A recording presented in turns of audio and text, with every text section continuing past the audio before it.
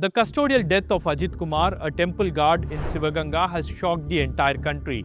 And it has also exposed the problem of police brutality in Tamil Nadu. From Sathankulam to Sivaganga, the story is the same. Torture and violence in custody is prevalent all across the state, and no one is being held accountable. In this week's In Public Interest, I spoke to a young advocate, Abdul Rahim, who was beaten up by the Chennai police 3 years ago. Despite clear evidence, he is still fighting to get justice and see those officers responsible punished. His story shows how the police leadership in the state continues to shield its own instead of upholding the law.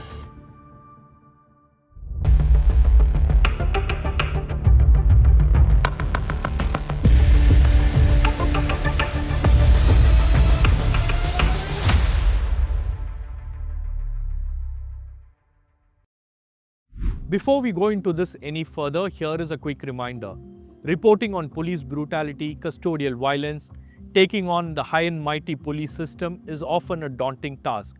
We here at the News Minute have been meticulously documenting police excesses all across the state, from Sathankulam to Sivaganga, from Vignesh's case in Chennai to Ajith Kumar's custodial death.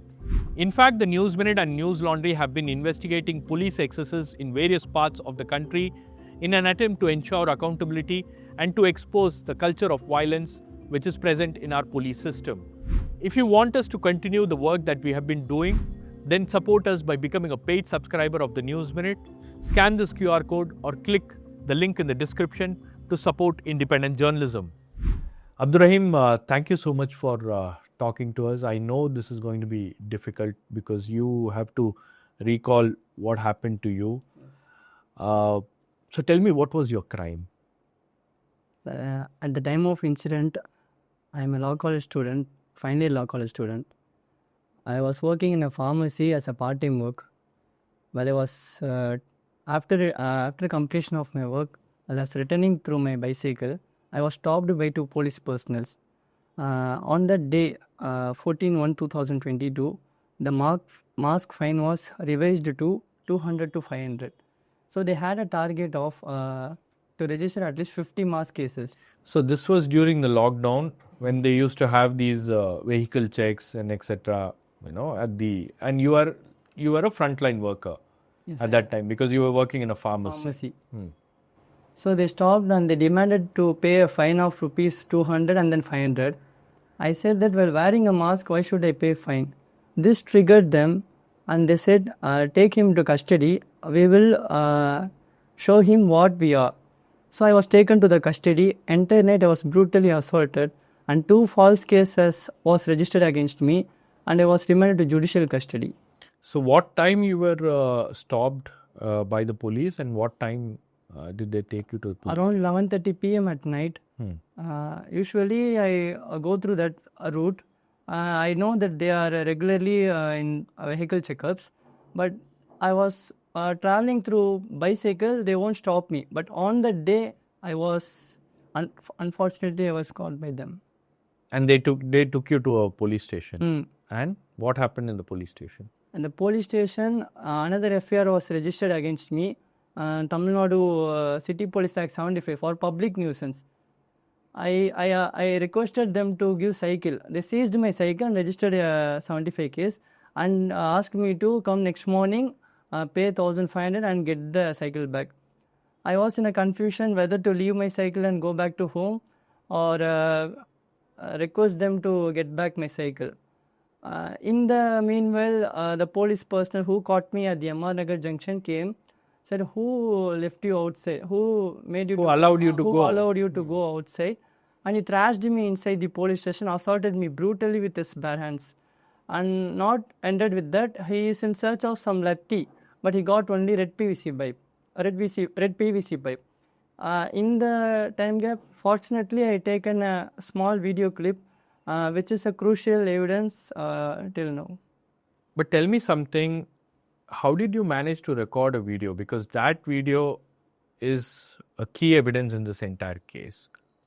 I was little suspicious from the activities from the beginning when I caught in the MRR junction to the police station, and I was beaten up by the police personnel. So I had a gap. previously I recorded in audio recording, but more than audio, I thought video would be better. So I managed to record a video. And the cops did not find that you have recorded a video. They had no idea. No, once the recording was stopped, I switched off the phone and produced the mobile phone to the police itself. So they won't have any doubt with that recording. Okay. So after you were arrested and then cases were registered against you, you were taken for medical examination, right? So what happened at the medical examination? What did the government doctors do? I had almost 16 injuries all over the body, left feet, eye and all. When I was taken to the hospital, the government hospital recorded only one injury and misrepresented the facts what I actually said.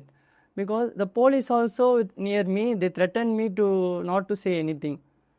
Always the doctors are afraid to take to record the true facts in the. So what did you tell the doctor? Like I understand, like, you know, the situation would be very intimidating. You will have cops right next to you, standing right next to you, telling you what to say and what not to say. So what did you tell the doctors at the... I said that police officers assaulted me. More than 7 police personnel assaulted me. I even removed my fan and showed my buttocks and all, full of bruises and contusions all over the elbows and the eye. But they're not. They're acting accordance with the police what they say.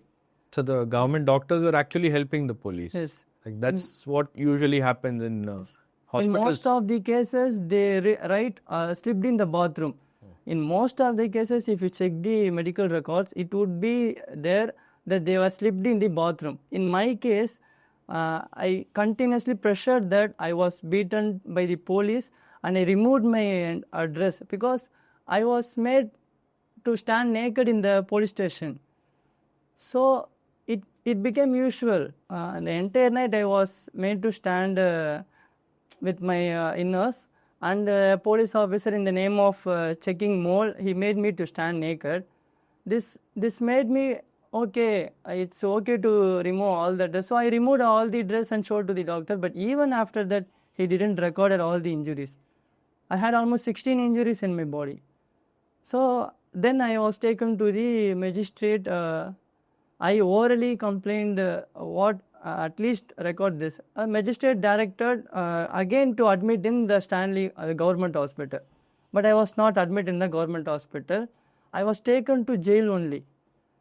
Despite the magistrate's directions, the police not acted in accordance with that. So the magistrate asked the police to take you to a hospital for medical treatment. For the proper treatment. Proper treatment. But since I made a complaint that I had all injuries all over the body, but only one injury recorded, and they have issued a certificate that I am fit for remand. The government doctors. The government doctor issued that I had only one injury and I was fit for remand. But I complained the entire thing and I removed the fant again to the magistrate and I explained everything in English. The magistrate recorded the injuries and whatever I stated, and he further directed to admit in Stanley Hospital. But despite the magistrate direction, I was taken to Saidapet jail. Okay, sub-jail. Yes. Private sub-jail. So at the jail, whether some checkups were conducted or what happened? No, since it was a COVID time, I was not allowed to as an inmate in the jail. I was referred to admit in. I was referred to allot in Chengalpet prison. Okay. I was taken to Chengalpet prison. There, the prison authorities, due to some jurisdiction issues, they asked me to get a fresh OP. In government hospital, usually if a police officer assaults a person, and the person will get a fit for remand certificate and he will not be admitted as an inpatient. But what happened is, luckily, the Chengalpet government hospital recorded all the 16 injuries and admitted as an inpatient. So you were admitted as an inpatient. As an inpatient. Okay. I think this would not happen in any. This is a rare case actually. The Chengalpet government hospital doctors were kind enough actually. They admitted me and gave a proper treatment. So this became a serious issue to the police. So the very next day, first an FIR was registered for, I threatened the police officers, I assaulted them, I wrongfully restrained them, and I filthy language, abused them in a filthy language. This was the, these were the allegations against me. So the entire allegations was altered to that I didn't committed anything, and I was released on bail by the police officers itself. So the one government doctor decides to record all your injuries and admit you in a hospital, and this pressurizes the police. Okay. And they allowed you to go on bail, station bail. Okay. Because the case against you was only 75 case, right? Yes, first they registered 75 case. Okay. Then another case that I assaulted the police, threatened them. Two false cases that night, and I was brutally assaulted that night.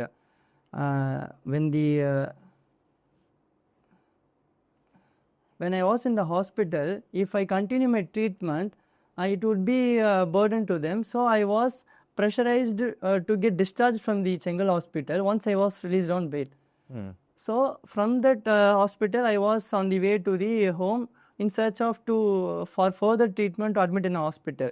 What happened then is the Deputy Commissioner of Police, Puliandab, summoned me, and he at that time my mobile phone also, I received my mobile phone from the P6 police station. I showed the video and the audio recordings I recorded in the police station, and I requested him to take action and close the case against me. Close the false case against me. But at the time I was fainted in the DC office.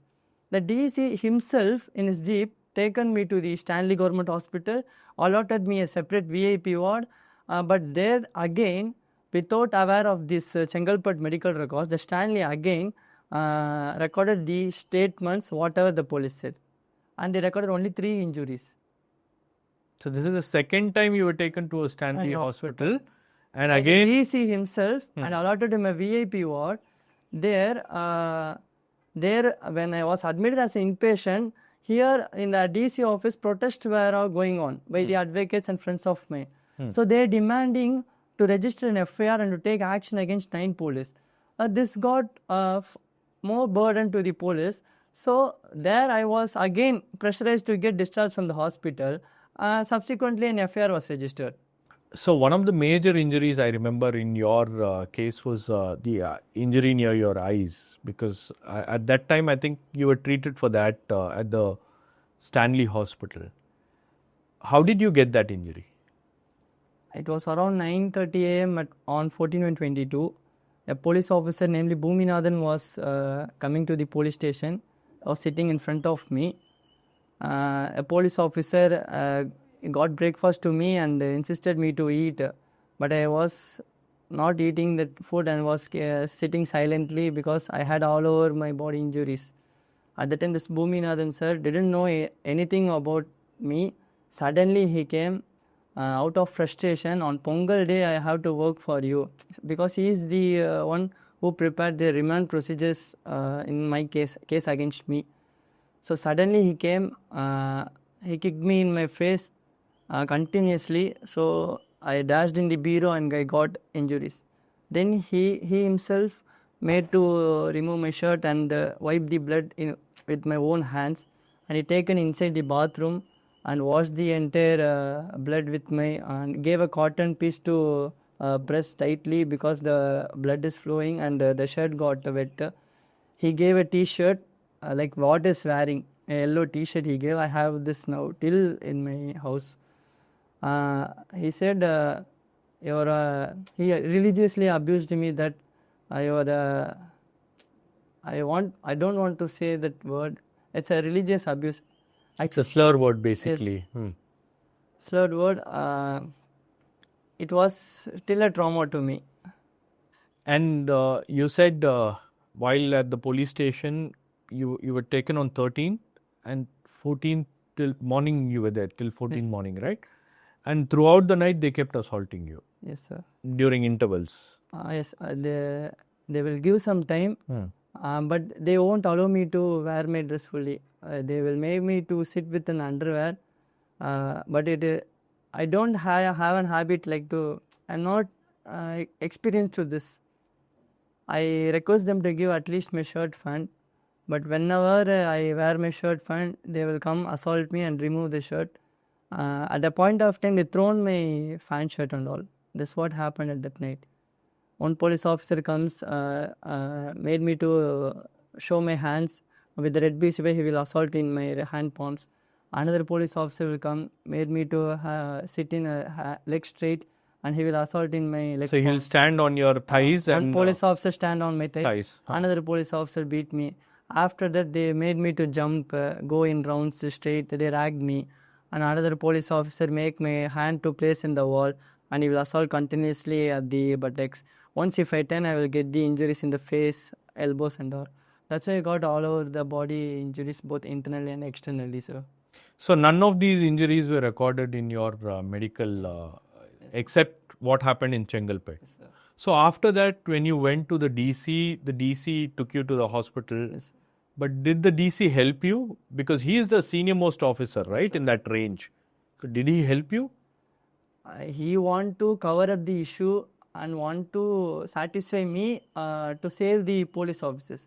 The police officer. So his intention was not to help you or like get you treated. His intention was to save the Yes. other police officers Because who are involved. first, and the video was shown to him in person. I didn't release the video. I showed him personally, sir, I don't want to make this issue big. I want justice, sir. Please take any action, sir. I didn't commit anything. I have good academic records. I showed my 10th, 12th mark sheets. I got school third and all, sir. I got merit seat in School of Excellence. I showed everything, my academical records and my previous part-time work ID cards. And he ensured that I feel guilty. I will take action against the police officers. I won't leave anyone. I will allocate you a separate VIP ward so that you can receive your treatment and all, he said. But nothing was made. So when the action was taken was at the time of I was in the hospital. Subsequently, the advocates and friends of mine was protesting before the Deputy Commissioner of Police, and they released a video at the office itself. Then only an FIR was registered. So after the media picked up the case, an FIR was registered against nine police personnel, and out of which 2 were suspended. For namesake, 2 were suspended. And when did their suspension get revoked? They don't have a record at all. They have no record. I filed many RTA applications. They don't have a record when they are revoked and what action was. So suspension is not a punishment, right? Usually suspension is nothing but you don't be visible. You don't be. It's an eyewash kind of thing. Eyewash, Okay, don't you cannot be there in and around this. They will forget the police station. Yeah, an RDO inquiry was ordered. Yes, sir. At the time of after registration of FIR, as per police standing orders, an RDO inquiry was initiated. They recorded detailed statement in the hospital itself. And the very next day, on 21/1/20, the State Human Rights Commission took suo motu of the complaint, sir. This is what happened in the hospital. So what happened with the State Human Rights Commission, which is a body which is supposed to look into these issues? What happened? State Human Rights Commission has issued summons to 7 police personnel, and that too after 3 years now, sir. When? Recently on June, sir. So they took suo motu in the year of 2022. Yes, sir. Immediately after the incident. Yes, sir. And they have issued summons to 7 police personnel. So 7 police personnel to appear in person before State Human Rights Commission after 3 years. Yes, sir. They have initiated an inquiry only after 3 years. This is what the current scenario for the custodial torture victim in this, sir. So your case appears to be well documented. At least you have documented certain things.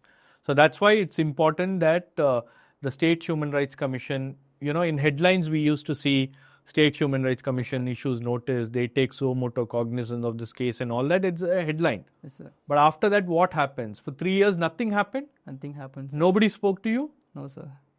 No, you were not asked to come to State Human Rights Commission? I sent many RT applications, representation that when will my case will be inquired, when will summons be issued. To State Human Rights Yes, Commission? sir. I had the records also. And what was the reply? The reply was the case is pending, the case is under inquiry, the case is pending. This is what the reply they sent, sir. Okay, that's that's how State Human Rights Commission is working.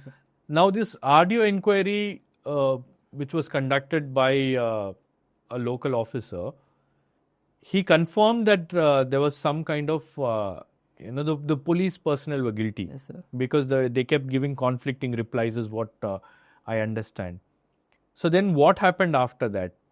And the audio inquiry also happened only because there is a judicial intervention in this case. Okay. Since the case is pending before the High Court of Madras, the RDO concluded its findings. He also, after 2 years, 2024, he concluded that for target, police had a target of 50 cases to register 50 mass cases.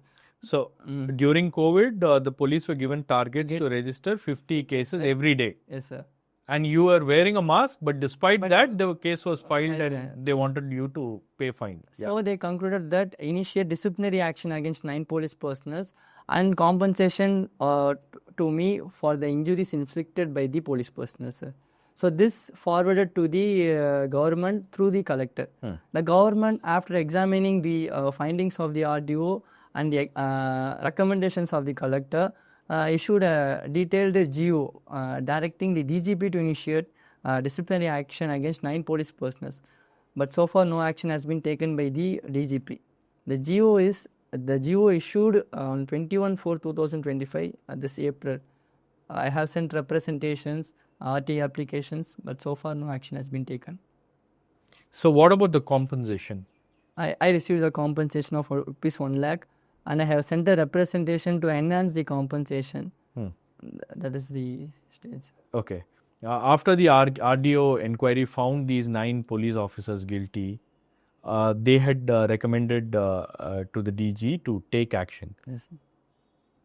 Has there been any action taken against these officers except that suspension of 2 officers and later it was revoked? Has there been any action that was taken? No, sir. Till now, no action has been taken, sir. I sent representation. How many representations you? I had said sent 3 representation and 2 RT applications, sir. But no reply has been given. Simply they will forward and sidetrack the thing, sir. That's what happened till now, sir. So there is no action at all against these police personnel? No, sir. So now tell me where these police personnel are. The police personnel are near the jurisdiction and some police officers in the same police station, sir. So those who harassed you, those who, unleashed brutality against you in the Kodungiyur police station, they're still working there. They're still working there, sir. And you live in that area. Yes, sir. It's your it's their jurisdiction where you live. I'm afraid to go to the police station because the one who assaulted me were standing there or working there or the near jurisdiction thing. Nearby jurisdiction. Nearby jurisdiction. This itself proves that the police officers always says the police officers and there will be no stringent actions would be taken against them, sir. This gives their muscle power, sir. So have these police officers tried to strike a compromise with you? Have they approached you? They not approached me directly, but indirectly they asked me to get the amount of rupees 3 lakhs. One police officer asked me to, he will settle my life and so on, sir. But not directly. Now you have been fighting this case for like more than 3 years now. Are you still hopeful that justice will be served? These police officers who are guilty, who unleashed brutality against you, will be punished? Being an advocate in a legal profession, I have been struggling for 3 years. I want to legally fight this case to be a president for at least I will try, sir. At least this can be an example. This can be an example. All evidence is there in this case, but still now I am struggling. I don't have any hope, sir, actually. But I will fight until I will knock the doors of justice until But are you backed by any political party or like is someone behind the scenes helping you or something? Sir, I am a powerless person. My only backup is my mother, and I have some hope because I am in a legal field to fight this case, sir. Other than that, don't have any other backup, sir. So there's one common man who is fighting against this entire system, and like, don't you think it's exhausting you? Sometimes it's exhausting, but I think that I am the face who are all facing death, custodial torture daily, sir. I imagine myself that I am representing Ajith Kumar. I am Ajith Kumar, sir, actually. I am Jairaj Phoenix. I am Vignesh Suresh. So until the case goes, whatever the way goes, I will fight this case. And I have some of the good people with me in the legal profession. My seniors, M. Vel Murugan sir, Muhammad Atif and Sarath Kumar. With these small people, I am running this case. This is what I have, sir. This is what I am running this case. I want to say something, sir. The police are entrusted with the responsibility to safeguard the general public. But what happens here is the opposite. There is a justification that the police are burdened with lots of workload and stress. But have you heard that any well-off person or powerful person, like economically or politically, got beaten to death or slipped in the bathroom, got fractured in legs or hands? Only powerless or voiceless persons or custodial torture victims for decades. So this issue would be resolved, but I don't know why. Whatever the government may be, the state always hesitates to take action against the erred police personnel or to take any measures to curb this kind of violence. So my request to the government is don't hesitate to take action against the erred police personnel. For example, there is a Supreme Court guidelines that to constitute a police complaints authority headed by a district district level, headed by a retired district judge, at High Court retired High Court judge. But what happening here is, despite the Supreme Court clear directions, they are appointing a collector as a district level officer and Home Secretary DGP as a state level officer. Why the state hesitates, and why this state wants to make custodial torture victims to get diverted? Where do I get hope? Till now I didn't I not approach the collector, and no DGP or a Home Secretary is ready to see me or to. I don't have any persons to address the grievances. So I request the government to have a redressal or constitute a police complaints authority. And due to the continuous transfer of RDO, the inquiry and all not going properly. Every case is kept pending. For namesake, only if a video is released, the custodial case gets some attention. But what if I don't have a video? What if I don't have any material records? Even having all this, I'm struggling this 3 years. Then think the plight of a common man. Think about people who are powerless, who have nothing, who are voiceless, and people who can't even understand what's happening to them in a police station. I think there is absolutely, if you have no record of all the, if you don't have the understanding of law, if you don't know how law works, if you don't know how police works, then the case would be concluded that I slipped in the bathroom or I dashed myself in the bureau, sir. Till date, the material record says that I dashed myself in the bureau. The doctor also records the same. I think in your case, the DC himself said it was a mistake Yes, of facts. He said that he feels guilty for the action committed by the police, sir.